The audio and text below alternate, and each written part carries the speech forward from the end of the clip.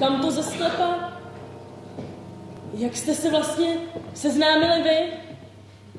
Konzultoval jsem v jednom bohatém domě ohledně mloka skvrnitého.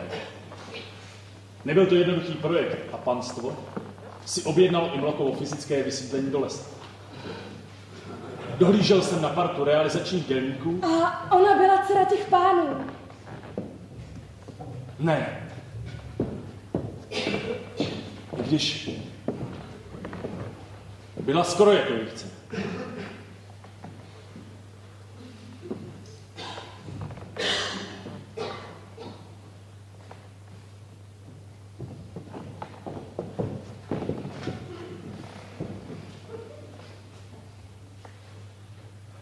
Bála se vás zprvu. Jste přece jenom tak černý. Samozřejmě.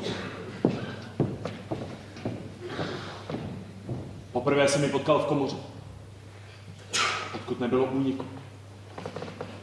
Ve dveřích se rýsovala jen moje silueta.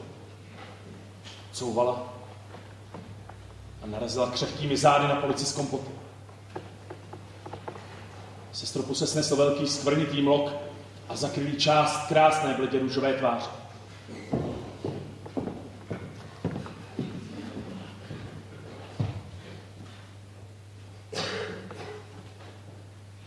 Vykonal jsem tedy svou povinnost.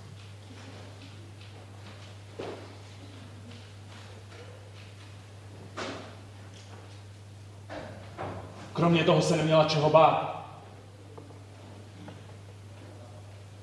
Jsem hodný.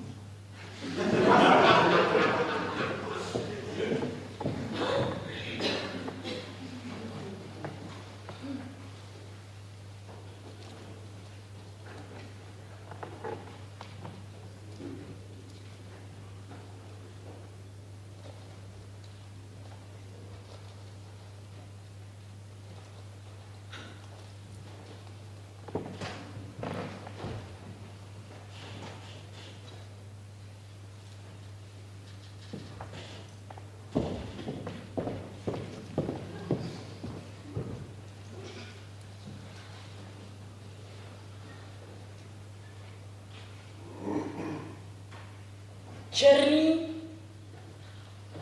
a hodný. Černý a hodný.